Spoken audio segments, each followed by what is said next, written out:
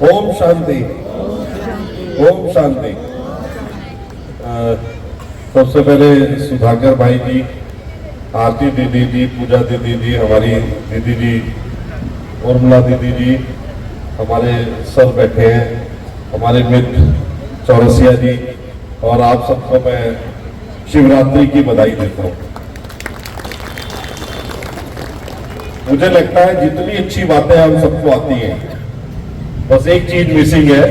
जैसे जैसे हम घर में प्रधान पद पर पहुंचते जाते हैं, अपनी मनमर्जी चलाने लगते हैं। जब छोटे थे माँ बाप कान पकड़ के सही काम करवा लेते थे, और जब खुद माता पिता हो गए, खुद ही 8, 9, 10 बजे तक सो के उठ रहे हैं, और हमारे कान कौन पकड़े। तो उसके लिए ये अत्यंत आवश्यक है ईश्वरीय विश्वविद्यालय से जुड़ना। मैं सोच रहा था कि मैं तो पहले से जुड़ा हुआ हूं, लेकिन चौरसिया जी ने बताया ये इंटरमीडिएट से जुड़े हुए। मैं फारूक नगर के सेंटर से, जो कि गुड़गांव के पास फारूक नगर है, उस सेंटर में मैं जाता था, दीदियों का सानिध्य मिलता था, मुरली सुनता था कभी कभी, और जब खाने की परेशानी हो जाती थी तो खाना नाश्ता भी वही जाके करता था, दीदी के घर, बाबा के घर, बाबा के घर।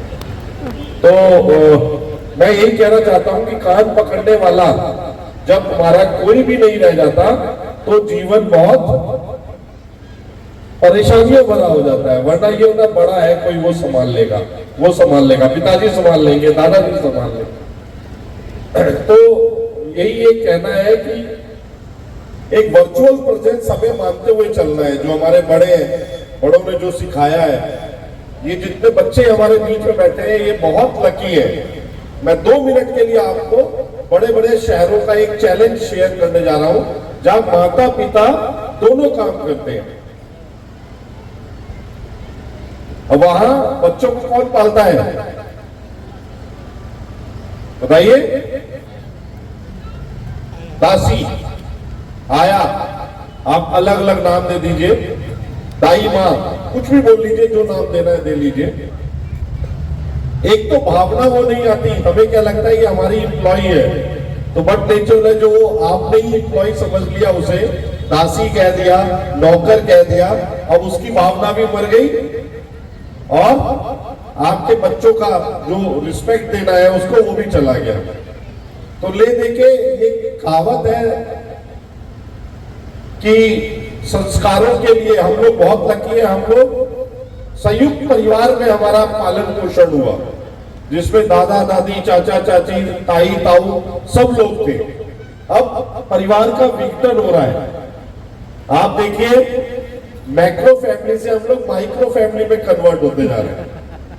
तो बट नेचुरल है, उसके अलग फायदे और नुकसान है, लेकिन हम ये महसूस कर रहे हैं कि नुकसान ज्यादा है। और जो भी भाई जी ने कहा, दीदी ने कहा कि सुबह उठते ही मोबाइल नहीं पकड़ना, आपको मैं बता रहा हूँ, शिवानी दीदी मेडिटेशन बहुत अच्छा कराती है। आप सेंटर में आके दीदी लोगों के सानिध्य में डायरेक्ट मेडिटेशन कर सकते हैं। इसके अलावा अगर आपके पास टाइम नहीं है, घर में आप दीदी वाली रिकॉर्डिंग मेडिटेशन की, शिवानी दीदी की रिकॉर्डिंग, बहुत वीडियो अवेलेबल है, उनको फॉलो अप करके कर सकते हैं। जिस क्षण आप ये मान लेंगे कि I am very powerful soul, हम सबसे ज्यादा हारने का मैं जब ये सोचते थे कुछ नहीं हो सकता, मैं आगे ही नहीं बढ़ पा रहा, इतनी कोशिश कर रहा हूं, पैसे की दिक्कत है, जगह की दिक्कत है, मेरा अपना घर नहीं है, कमियों में रह रहा हूं, बस अब आप फंस गए। उसके बीच आपको प्रसन्नता ढूंढते हुए प्रयत्नशील रहना है, यह अत्यंत आवश्यकता है। तो यहाँ जितनी भी बातें हो रही है वो पॉजिटिव माइंड की हो रही है। बड़े लोग सब समझदार हैं, बच्चों के लिए मैं एक छोटी सी कहानी सुनाना चाहता हूं कि पॉजिटिव माइंड का इम्पैक्ट क्या होता है, या हम जो सोचते हैं उससे, हमारे विचारों से हमारे शरीर पर क्या प्रभाव पड़ता है। इसके लिए एक छोटी सी कहानी सुनाना चाहता हूं। एक क्रिमिनल होता है, वो बहुत बड़ा क्राइम करता है अमेरिका में, तो कोर्ट वहां की उसे सेंटेंस टू डेथ दे देती है, इसे फांसी की सजा दे दी है। तो कुछ साइंटिस्ट वहां पहुंच जाते हैं अमेरिका में, कहते हैं कि हमें एक एक्सपेरिमेंट करना है उसमें इस कैदी की जान जा सकती है। तो वो पूछता है जज क्या एक्सपेरिमेंट करना है? कहा हम इसे कोबरा दिखाएंगे और कहेंगे तुम्हारी फांसी की जगह हम कोबरा से कटवा के तुम्हारी जान ले लेंगे।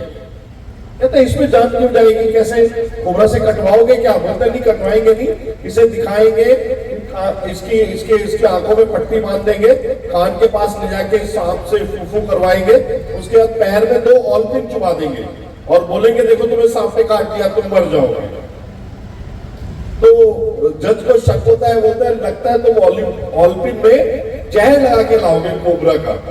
कहता मैं परमिट नहीं करता। कहा साहब आप ही ऑलपिन लेके आ जाना, स्टेरलाइज की हुई, आप ही इसके पैर में चुबा देना। तो जज तैयार हो जाता है।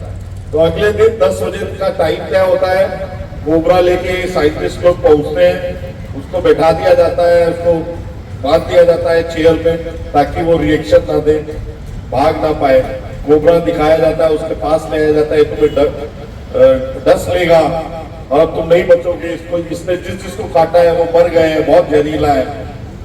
उसके मन में भय आ जाता है, वो आंखों में पट्टी बांध देते हैं। तो जज साहब तो ऑलपिन लाए थे, तो दोनों ऑलपिन एक साथ छुपा देते हैं और वो लोग बोलते हैं वो सांप ने काट लिया, अब ये मर जाएगा, और वो मर जाता है। तो जज साहब चौंक जाते हैं ऐसा कैसे हो गया। तो फिर उसका पोस्टमार्टम होता है, मालूम चलता है उसकी कोबरा के विष के द्वारा ही उसके प्राण गए। तो साइंटिस्ट की यही रिसर्च थी कि जैसे जैसे हमारे विचार होते हैं वैसे ही केमिकल हमारे ब्रेन में डेवलप होकर बॉडी के अंदर रिलीज होते रहते हैं। इसका उदाहरण आपने देखा हो, अगर हम दुखी होते हैं आंसू निकल आते हैं। आंसू क्या है? अंदर कोई झरना तो है नहीं, जब चाहे निकल गया, जब चाहे बंद हो गया।